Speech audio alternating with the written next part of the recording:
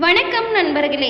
நாம் இன்னைக்கு இந்த வீடியோ பதிவில் வராகி அம்மனை நம்ம எப்படி வழிபாடு செய்யலாம், அவங்களோட முக்கியத்துவம் என்ன, மேலும் வராகி அம்மனின் கோவில்களின் சிறப்பு என்ன என்பதை தான் நாம் இன்னைக்கு இந்த வீடியோ பதிவில் பார்க்க போகிறோம். மேலும் உங்களுக்கு தீராத கஷ்டங்கள் ஏதாவது இருந்தால் நீங்கள் மனமுருக இந்த வராகி அம்மனை வழிபாடு செய்து வருவதன் மூலம் இந்த வராகி அம்மன் உங்களது கவலைகளையும் மனக்குழப்பங்களையும் மேலும் உங்களுக்கு இருக்கும் எதிரி தொல்லைகள் அனைத்தையுமே நீங்கள் இந்த அம்மன் வழிபாடு செய்து வந்தால் நல்ல பலனை இந்த அம்மன் உங்களுக்கு தருவாங்க. மேலும் உங்களுக்கு வராகி அம்மன் பிடிக்கும் என்றால் வராகி தாயே போற்றி என 3 முறை பதிவிடுங்க. மேலும் வராகி அம்மனின் அருளை பெற நீங்கள் உங்களது வீடுகளில் வராகி அம்மன் சிலை வைக்காமல் வராகி அம்மன் ஃபோட்டோவை வாங்கி வச்சு நீங்கள் நெய்விளக்கு ஏற்றி வழிபாடு செய்து வருவது நல்ல பலனை தருங்க. அதாவது வராகி அம்மன் சிலையை வைத்தால் அதுக்கு உகந்த முறையில் நீங்கள் வழிபாடு செய்யணும். ஏழை எளியவர்களும் எல்லா முறைப்படியும் நீங்கள் இந்த அம்மனை வழிபாடு செய்ய வராகி அம்மனின் புகைப்படத்தை வைத்து நீங்கள் வழிபாடு செய்வது சிறந்த பலனை தருங்க.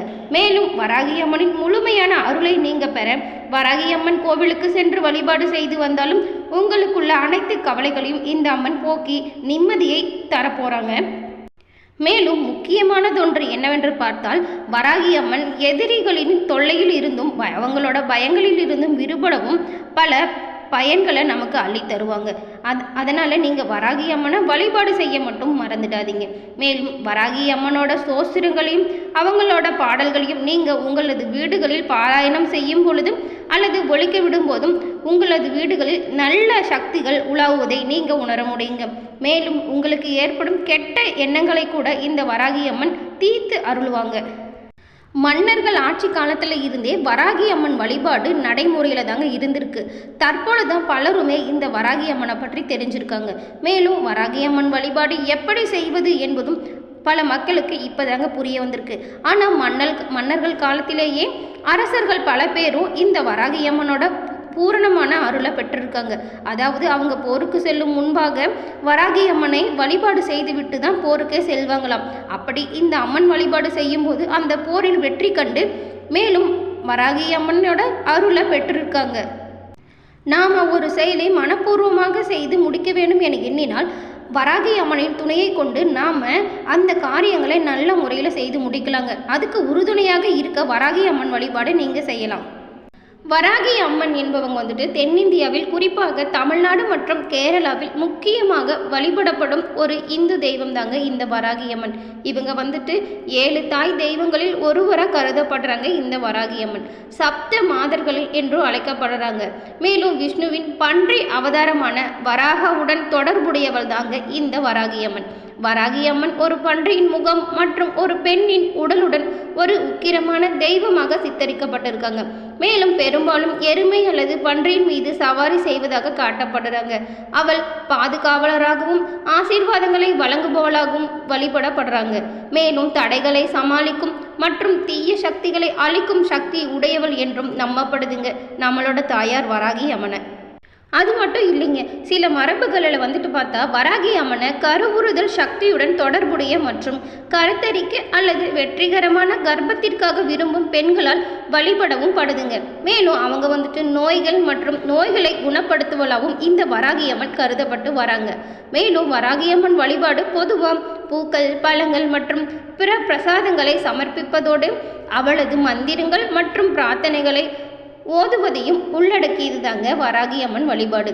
அதாவது அவரது வழிபாடு பெரும்பாலும் துர்கா அல்லது காளி போன்ற பிற தாய் உள்ள தெய்வங்களிடம் தாங்க செய்யப்பட்டு வருது.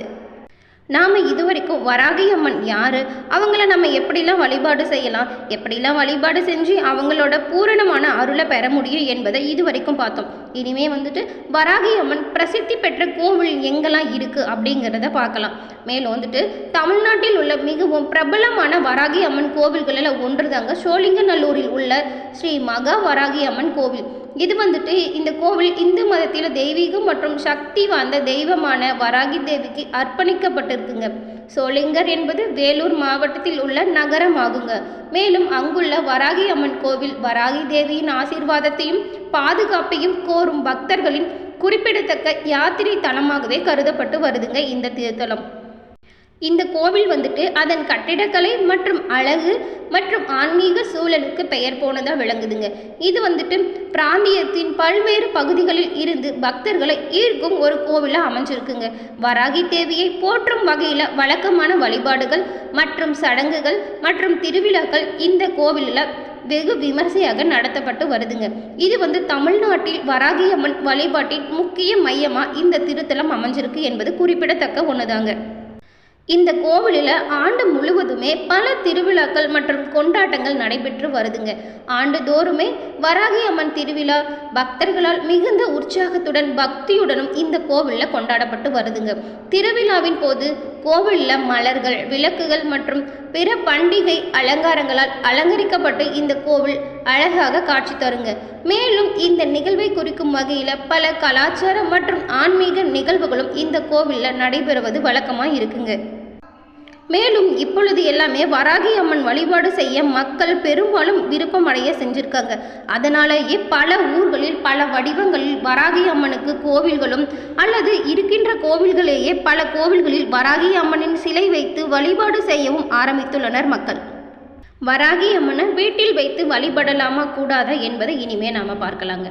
வீட்டில் உள்ள வராகி அம்மனை பக்தியுடன் மனப்பூர்வமாக நாம் வழிபாடு செய்யலாங்க. வராகி அம்மனின் சிலை வைப்பதை விட வராகி அம்மனின் உருவப்படத்தை நீங்கள் வைத்து பூஜை செய்வது சிறந்த ஒன்றாக இருக்குங்க. உண்மையிலேயே வராகி அம்மனின் பல பக்தர்கள் தங்கள் வீடுகளில் தினசரி அல்லது வாராந்திர சடங்குகள் மற்றும் பூஜை செய்து வழிபாடு செய்து கொண்டுதாங்க வராங்க.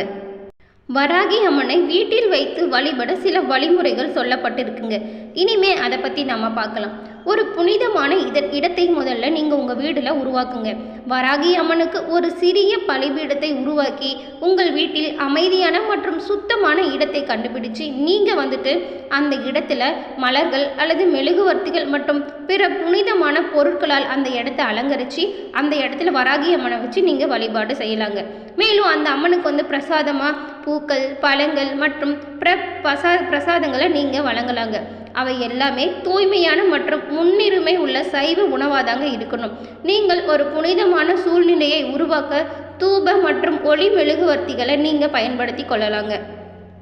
அது மட்டும் இல்லைங்க, வராகி அம்மனின் மந்திரங்கள் மற்றும் பிரார்த்தனைகளுக்கான வராகி சகஸ்நாமம் அல்லது வராகி அஸ்ட்ரோத்ரா ஹதர்நாமாவளி போன்றவற்றை பக்தியுடனும் நேர்மையுடனும் நீங்கள் சொல்லணுங்க. ஓம் க்ரீம் வராகி ஓம் அல்லது ஓம் க்ரீம் வராகி தாத் தாத் என்ற மூல மந்திரத்தையும் நீங்கள் உச்சரித்து வராகி அம்மனை நீங்கள் உங்கள் வீட்டில் வழிபடலாங்க. மேலும் இந்த அம்மனை நீங்கள் எப்படி காட்சிப்படுத்தலான்னு பார்த்தா, வராகி அம்மனுக்கு நீங்கள் பிரார்த்தனை செய்து உங்கள் பக்தியை சமர்ப்பிக்கும் போது அவளுடைய தெய்வீக இருப்பை காட்சிப்படுத்தவும் அவளுடைய ஆசீர்வாதங்களை பெறவும் நீங்கள் முயற்சி செய்யணுங்க. அது மட்டும் இல்லைங்க, நீங்கள் வராகி அம்மனின் வழிபாட்டுக்கு புதியவராக இருந்தீங்கன்னா நம்பகமான குரு அல்லது ஆன்மீக ஆசிரியரிடம் அவங்களோட வழிகாட்டுதலின் உதவியில் நீங்கள் இந்த வராகி அம்மன் வழிபாடு செய்வது சிறப்பான பலன்கள் எல்லாமே உங்களுக்கு அள்ளித்தருங்க. வழிபாட்டில் மிக முக்கியமானது உங்கள் பக்தியும் நேர்மையையும் என்பது தாங்க நினைவில் நீங்கள் வச்சுக்கணும். மேலும் தூய்மையான இதயத்துடன் உங்கள் பிரார்த்தனைகளை செய்யும் போது வராகி அம்மன் உங்களை ஆசீர்வதித்து உங்கள் ஆன்மீக பயணத்திற்கு மிகுந்தவும் உதவுவாங்க. வராகி அம்மன் பரவலாக வழிபட்டு வரும் ஒரு இந்து தெய்வம் தாங்க. இந்தியா முழுவதுமே அவருக்கு அர்ப்பணிக்கப்பட்ட பல கோவில்கள் இருக்குங்க. இருப்பினும் கூட வராகி அம்மனின் வழிபாடுகள் அனைத்திலுமே சமமாக முக்கியத்துவம் வாய்ந்ததாக இருக்குதுங்க. ஆனாலுமே அவருக்கு ஒரு பிரதான கோவில் இல்லை என்பது குறிப்பிடத்தக்கதுங்க. மேலும் வராகி அம்மனுக்கு அர்ப்பணிக்கப்பட்ட மிகவும் பிரபலமான கோவில்கள் என்னன்னு நாம் இனிமே பார்க்கலாங்க. வந்துட்டு ஸ்ரீ குறும்பா பவானி கோவில் இருக்குங்க. அது வந்துட்டு சுலேபாவி, இது வந்துட்டு கர்நாடகாவில் இருக்குங்க. அது மட்டும் இல்லாமல் வராகி கோவில் வந்து திருவெற்றியூரில் இருக்குங்க. இது வந்து தமிழ்நாடு மாநிலத்தில் சென்னையில் அமைஞ்சிருக்குங்க. மேலும் வராகி கோவில் வந்து தமிழ்நாட்டில் காஞ்சிபுரத்துலேயும் அமைஞ்சிருக்குங்க. மேலும் வந்துட்டு ஆந்திர பிரதேசம் சிம்மாசலத்திலையும் ஸ்ரீ வராக லட்சுமி நரசிம்ம சுவாமி கோவில் என்ற பேரில் வராகி அம்மன் அங்கே வழிபாடு செஞ்சுட்டு வராங்க. மேலும் தமிழ்நாட்டில் திருமுல்லை வாயில் என்ற ஊரில் வராகி அம்மன் கோவில் அமைக்கப்பட்டிருக்குங்க. மேலும் வராகி கோவில் வந்து தமிழ்நாட்டில் பல மாவட்டங்களிலும் தற்பொழுது நிறுவப்பட்டு அம்மன் வழிபாடு செய்து கொண்டு வராங்க. மேலும் இந்த வீடியோ பதிவு உங்களுக்கு பிடிச்சிருந்தால் லைக் பண்ணுங்கள், ஷேர் பண்ணுங்கள். சேலம் கிளிட்ஸ் யூடியூப் சேனலை சப்ஸ்கிரைப் பண்ணி வச்சுக்கோங்க. மேலும் கூட வர பெல் ஐக்கானை கிளிக் பண்ணி வைப்பதன் மூலம் நாங்கள் போடுற ஒவ்வொரு வீடியோ பதிவுமே உங்களுக்கு நோட்டிஃபிகேஷன் உடனுக்குடன் வந்தடையும் என்பதை தெரிவித்துக் கொள்கிறோம். மேலும் நாங்கள் இப்போ காட்டிகிட்டு இருக்கிறது கருங்காலி மோதிரம் தாங்க.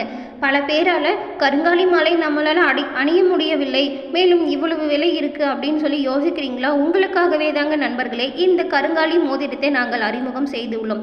மேலும் இந்த கருங்காலி மோதிரம் நீங்கள் வாங்க விரும்பினால் கீழே கொடுக்கப்பட்டிருக்கும் வாட்ஸ்அப் நம்பருக்கு மெசேஜ் பண்ணி உங்களது ஆர்டரை பிளேஸ் பண்ணி நீங்கள் இந்த கருங்காலி மோதிரத்தை வாங்கி கொள்ள முடியுங்க.